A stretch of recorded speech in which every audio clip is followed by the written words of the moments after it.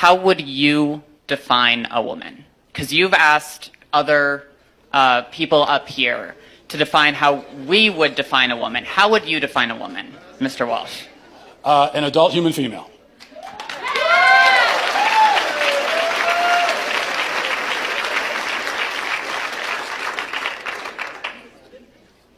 And how don't trans people, how doesn't a transgender woman fit that definition? Female.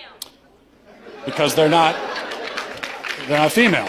They have, you said that you are a biological male, correct? I said I'm transgender. I might be intersex for all we know. About almost as many people in the world are transgender as intersex, and well, a lot of people don't know.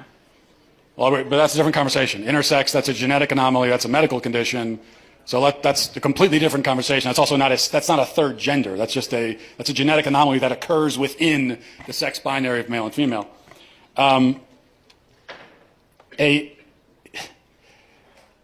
So what you're saying is that a quote-unquote trans woman is a female? By the definitions I'm familiar with, yes. So how would you define female? Through my training in healthcare, there are several different categories for how we define sex. People bring up chromosomes. People also bring up hormone levels. People bring up all sorts of other categories. Lots of people don't fit neatly into a gender binary, even people we don't consider to be intersex. It's a complicated spectrum. It's not complicated, but you also didn't define. So what is a woman? What is a female? What do these words mean? It's complicated, and I know you're not going to like that answer, but that's because there are no simple answers in human biology. Let me ask you a question. You guys, well, hang question. on. Just let me finish. You guys like to bring up high school level biology classes a lot. I get that a lot, but people who go on to more complicated biology classes will talk about sex as a spectrum. It's not. It's not. Well, biological researchers would disagree with you. Well, then they're full of shit, the ones that would say that. You said you're an EMT. Yes. Okay, if you're responding to a health emergency.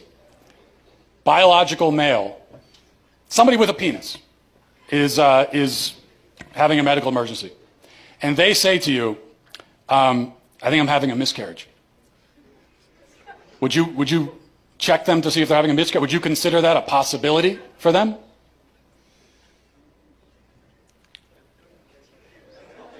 Look.